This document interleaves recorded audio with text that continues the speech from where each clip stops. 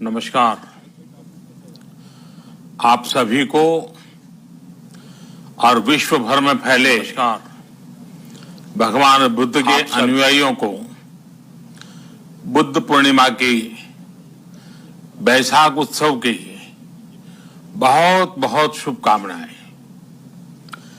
ये मेरा सौभाग्य है कि मुझे पहले भी इस पवित्र दिन पर आपसे मिलने, आप सभी से आशीर्वाद लेने का अवसर मिलता रहा है।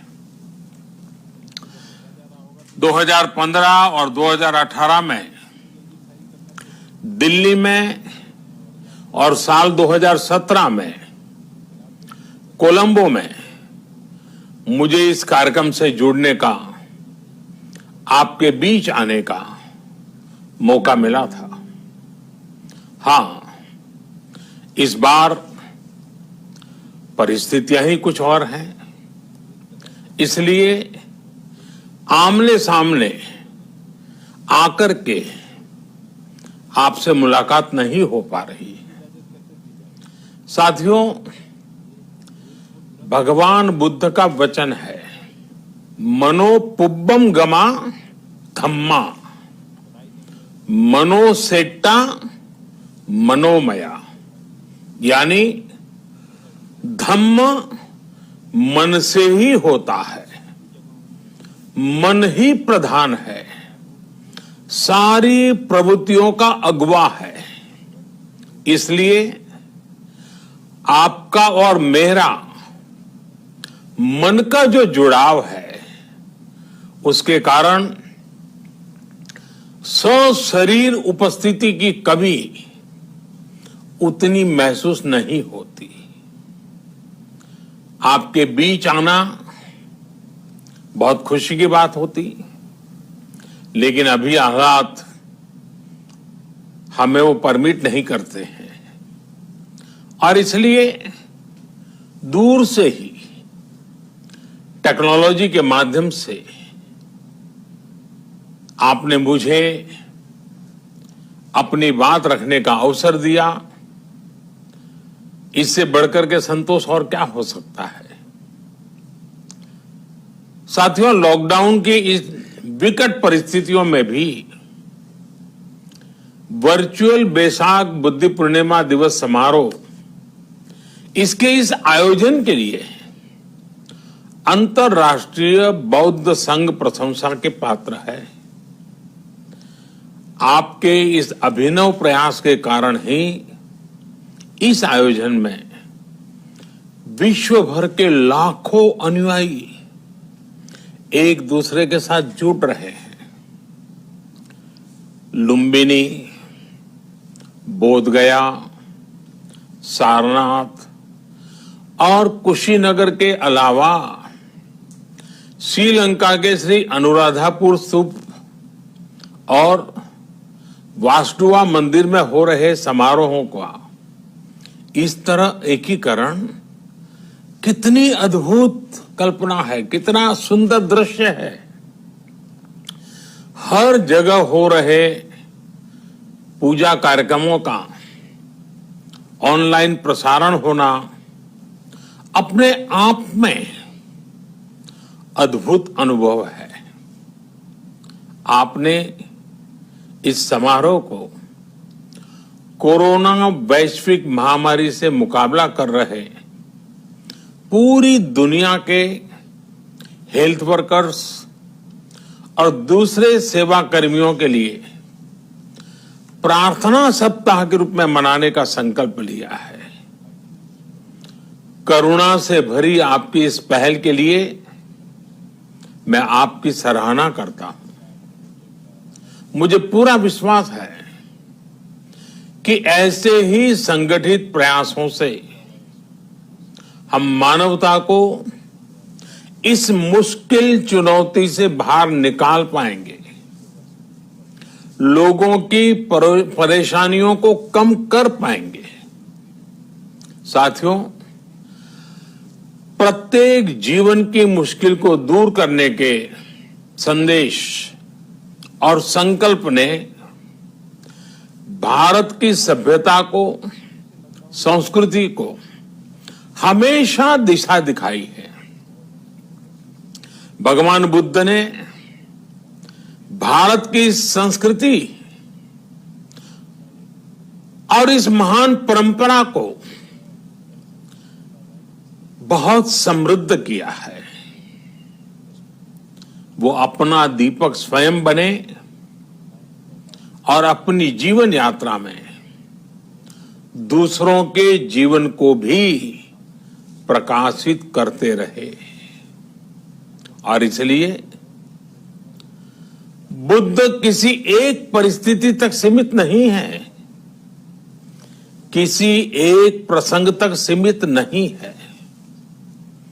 सिद्धार्थ के जन्म, सिद्धार्थ के गौतम होने से पहले और उसके बाद इतनी शताब्दियों में समय का चक्र अनेक स्थितियों, परिस्थितियों को समेटते हुए निरंतर चल रहा है। समय बदला, स्थिति बदली, समाज की व्यवस्थाएं बदली, लेकिन भगवान बुद्ध का संदेश हमारे जीवन में निरंतर प्रवाहमान रहा है। ये सिर्फ इसलिए संभव हो पाया है क्योंकि बुद्ध सिर्फ एक नाम नहीं है, बल्कि एक पवित्र विचार भी है। एक ऐसा विचार जो प्रत्येक मानव के हृदय में धड़कता है, मानवता का मार्गदर्शन करता है। बुद्ध त्याग और तपस्या की सीमा है। बुद्ध सेवा और समर्पण का पर्याय है। बुद्ध मजबूत इच्छा शक्ति से सामाजिक परिवर्तन की पराकाष्ठा है। बुद्ध वो है जो स्वयं को तपाकर, स्वयं को खपाकर, खुद को न्योछावर करके पूरी दुनिया में आनंद फैलाने के लिए समर्पित है। और हम सभी का सौभाग्य देखिए, इस समय हम अपने आसपास ऐसे अनेकों लोगों को देख रहे हैं जो दूसरों की सेवा के लिए, किसी मरीज के इलाज के लिए, किसी गरीब को भोजन कराने के लिए, किसी अस्पताल में सफाई के लिए, किसी सड़क पर कानून व्यवस्था बनाए रखने के लिए चौबीसों घंटे काम कर रहे हैं। भारत में, भारत के बाहर ऐसा प्रत्येक व्यक्ति, विश्व के हर कोने में ऐसा प्रत्येक व्यक्ति अभिनंदन का पात्र है, नमन का पात्र है।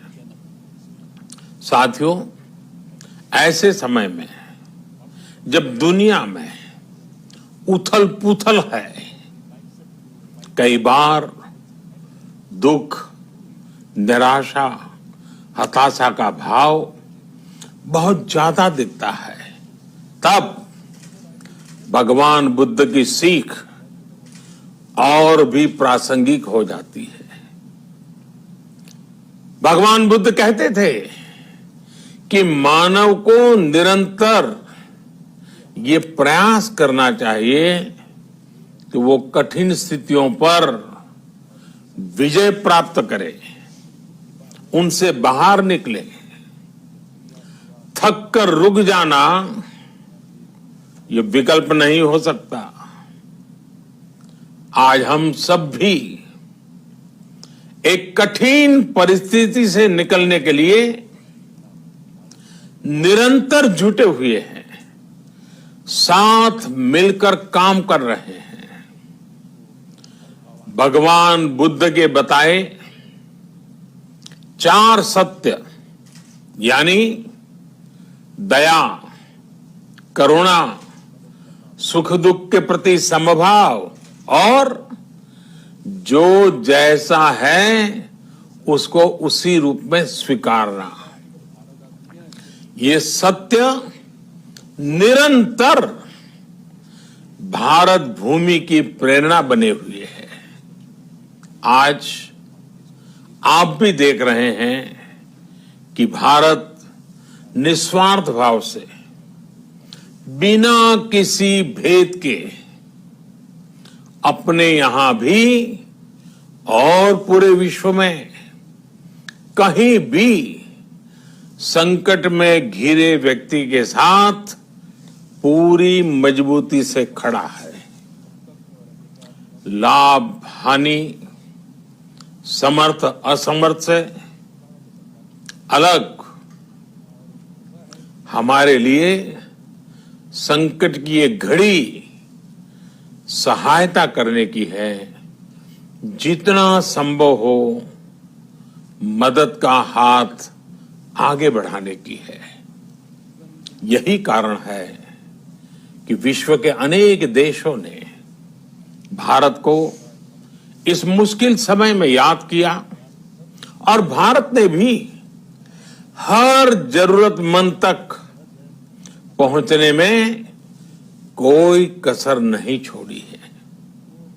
भारत आज प्रत्येक भारतवासी का जीवन बचाने के लिए हर संभव प्रयास तो कर ही रहा है, अपने वैश्विक दायित्वों का भी उतनी ही गंभीरता से पालन कर रहा है।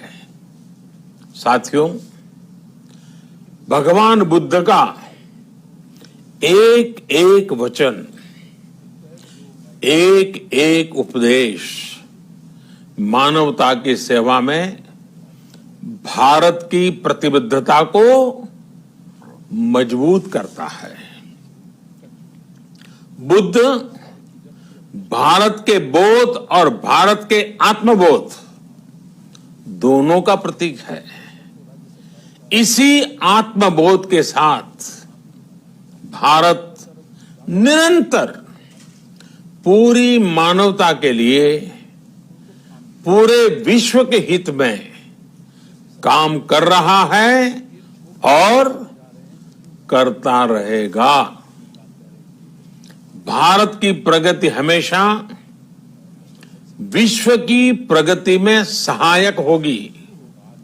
साथियों, हमारी सफलता के पैमाने और लक्ष्य दोनों समय के साथ बदलते रहते हैं, लेकिन जो बात हमें हमेशा ध्यान रखनी है वो ये कि हमारा काम निरंतर सेवा भाव से ही होना चाहिए।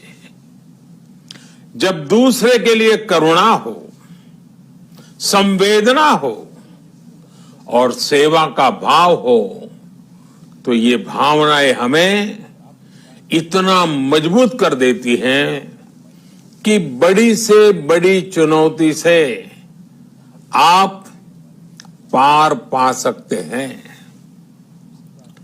सुप्पबुद्धम पबुज्जन्ति सदा गौतम सावका, यानी जो दिन रात हर समय मानवता की सेवा में जुटे रहते हैं वही बुद्ध के सच्चे अनुयायी हैं।